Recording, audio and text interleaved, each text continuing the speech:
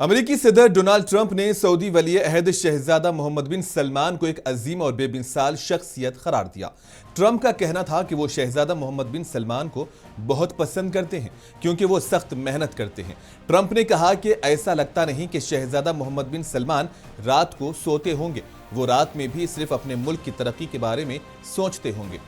लेकिन जब इतना भरोसा और तारीफ करने वाले सदर को मेहमान नवाजी के तौर पर घावा पेश किया गया तो उन्होंने इसे अपने होठों को तक नहीं लगाया, जबकि शहजादा सलमान ने उन्हें नोश किया।